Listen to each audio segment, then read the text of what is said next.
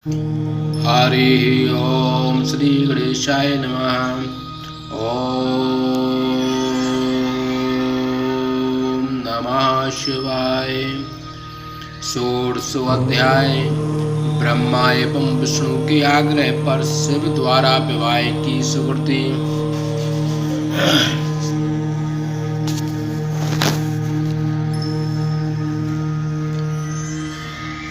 ब्रह्मा जी बोले, विष्णु आदि देवताओं के द्वारा की गई इस प्रकार की स्तुति को सुनकर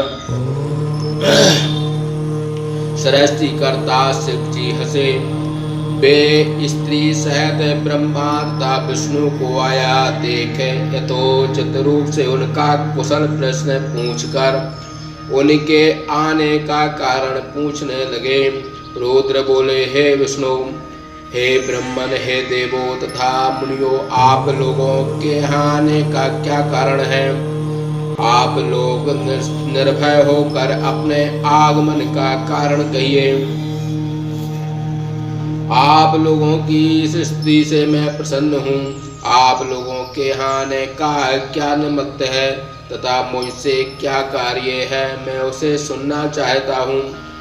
ब्रह्मा जी बोले, जब महादेव जी ने इस प्रकार पूछा तो विष्णु के द्वारा प्रेरित हुआ मैं स्वर्गलोक पितामह उनसे बोला, हे देव, हे महादेव, हे करुणा सागर, हे प्रभु, हम दोनों इन देवताओं तथा मुनियों के साथ जिस कारण से आए हैं उसे सुनिए।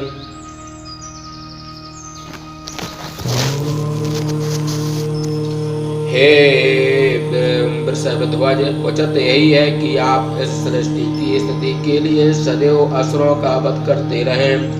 यदि जगत की सृष्टि स्थिति तथा संहार का कार्य न किया जाएगा तो माया के द्वारा हम लोगों का ब्रह्मा विष्णु तथा रुद्र रूप से पृथक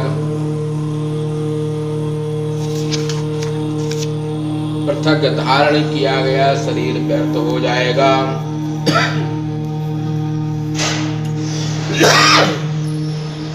हम लोग एक हैं किंतु कार्य भेद से भिन्न भिन्न शरीर धारण करते हैं। यदि कार्य की भिन्नता न हो तो पृथक पृथक शरीर धारण का कोई प्रयोजन नहीं है।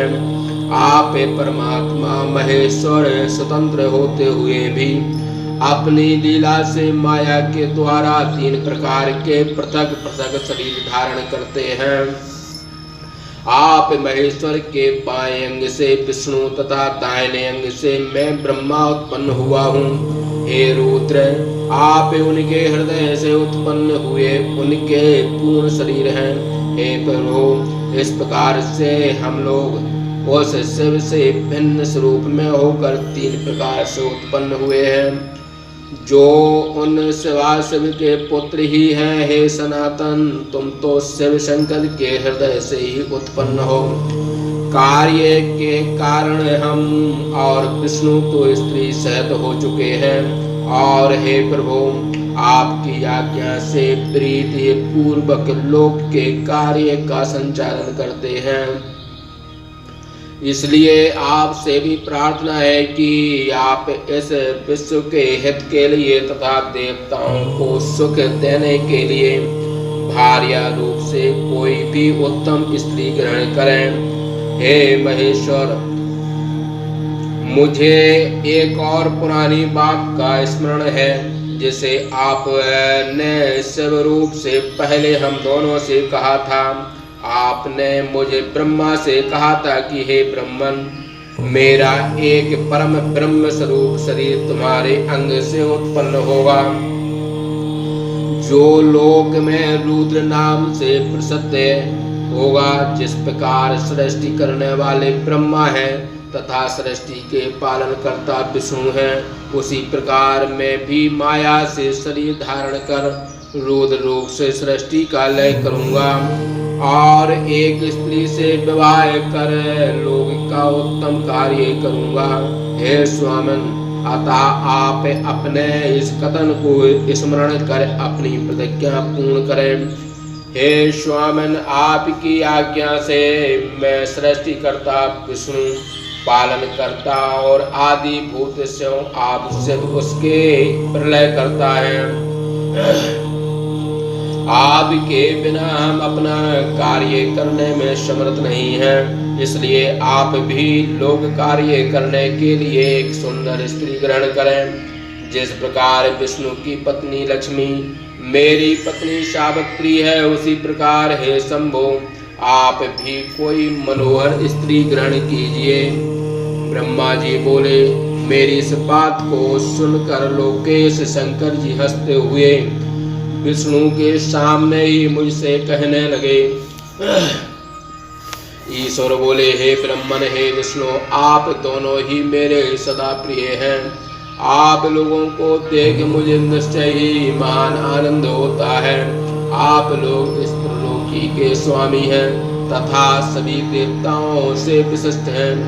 संसार के कार्य में निरत रहने वाले आप दोनों का कथन भी आदरणीय है। हे सुरश्रेष्ठो, मैं तपस्या में निरत तथा विरक्त हूँ और योग साधना करता हूँ। भला जो निवृत्ति मार्ग में निरत स्वात्मा राम माया रहत आप दोनों का अवधूत शरीर धारण करने वाला ज्ञानी, आत्मज्ञान से परिपूर्ण, काम रहित, आविकारी, भोग न चाहने वाला, सदा असुचि तथा अमंगल है, उसे आप ही लोग बताइए कि स्त्री का क्या प्रयोजन है। मुझे सर्वदा योग में ही आनंद प्राप्त होता है। जो ज्ञानी नहीं है वही पुरुष काम की इच्छा करता है। संसार में विवाह करना दूसरे के अधीन होना है, इसलिए मेरा विवाह करना तथा विवाह की इच्छा करना उचित नहीं है। यह मैं आप लोगों से सत्य सत्य कहता हूँ। मैं आत्म रमण करने वाला हूँ। अच्छी तरह विचार करने पर मैं अच्छी तरह समझ लिया हूँ कि मेरा विवाह में कोई स्वार्थ नहीं है, इसलिए उसमें मेरी प्रवृत्ति भी नहीं है। किंतु आप लोगों के कथन की गरिमा का ध्यान रखकर आप लोगों का आदेश पालन करने के लिए तथा जगत को भलाई के लिए मैं विवाह करूंगा, क्योंकि मैं अपने भक्तों के अधीन हूँ। हे हरे, हे ब्रह्मन, स्त्री ग्रहण करने में मेरी एक प्रतिज्ञा है, जो योक्त तथा तथ्य है उसे आप सब सुनिए। जो मुझसे पृथक हुए तेज को धारण करने में समर्थ हो एवं जो योगिनी तथा इच्छानुकूल रूप धारण करने में समर्थ हो, ऐसी स्त्री का आप लोग निर्देश करें। यह उचित ही है कि जब मैं योग युक्त हो जाऊं तो वह योगिनी हो जाए, जब मैं कामासक्त हो जाऊं तो वह उत्तम कामनी बने। वेद वेत्ता विद्वान जिसे ज्योति रूप सनातन शिव कहते हैं, जब मैं उस पर ब्रह्म का चिंतन करूं तो वह भी ब्रह्म चिंतन में लीन रहे। मैं ऐसी स्त्री चाहता हूं, किंतु मेरे इस कार्य में जो विघ्न करेगी वह मेरी पत्नी नहीं होगी। तुम ब्रह्मा ए विष्णु तथा मैं रुद्र उस परमात्मा रुद्र के अंश से उत्पन्न हुआ हूँ, अतः हम लोगों को उनका चिंतन उचित ही है। हे ब्रह्मन, मैं उन शिव के चिंतन में निरत होकर बिना विवाह के भी रह सकता हूँ। अतः यदि आप लोग विवाह चाहते हैं तो मेरे अनुकूल चलने वाली स्त्री का पता लगावें। हे ब्रह्मन, विवाह में मेरी एक प्रतिज्ञा और है, उसे सुनिए। यदि उस स्त्री का मेरे वाक से विश्वास उड़ जाएगा तो मैं उसका तत्क्षण त्याग कर दूंगा।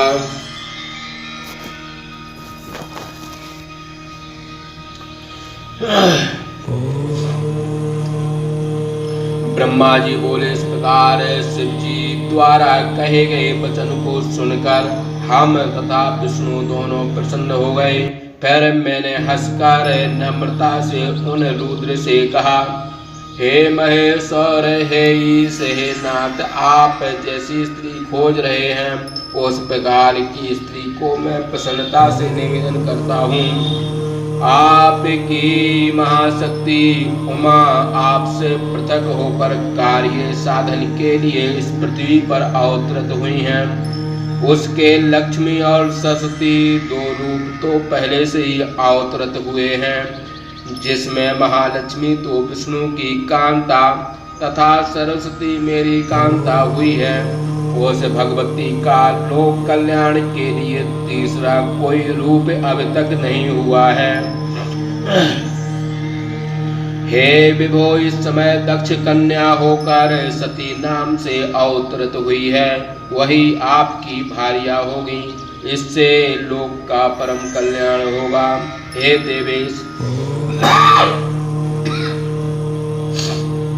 वह महातेजस्वी सती आपको पति रूप से प्राप्त करने की इच्छा से दृढ़ हो आपके लिए तप करती है। हे महेश्वर, उस सती के ऊपर आप कृपा कीजिए तथा उसे वरदान दीजिए। इस प्रकार उसे वर देकर प्रीति पूर्वक विवाह कीजिए। हे शंकर, विष्णु की, मुझे ब्रह्मा की तथा सभी देवताओं की यही इच्छा है, उसे पूरी कीजिए, जिससे हम लोग इस उत्सव को आदर पूर्वक देखें। ऐसा करने से तीनों लोगों को सुख देने वाला महान मंगल होगा और सभी का शोक कलेश से आदि ज्वर मिट जाएगा, इसमें संदेह नहीं। अथवा हे मधुसूदन, मेरे कहने में जो त्रुटि रह गई हो उसे अपनी लीला से रुद्र रूप धारण करने वाले इन महेश्वर से कहिए। ब्रह्मा जी बोले, इस प्रकार सभी देवता गण शिव की प्रार्थना कर अपने अपने स्थान को चले आए।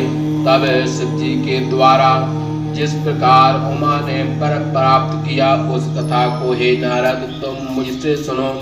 इसके बाद वह सती आश्विन मास के शुक्ल पक्ष की अष्टमी को उपवास कर भक्ति से शिव का पूजन करने लगी। इस प्रकार नंदा व्रत के पूर्ण हो जाने पर जब नवमी का कुछ दिन भाग शेष था, उस समय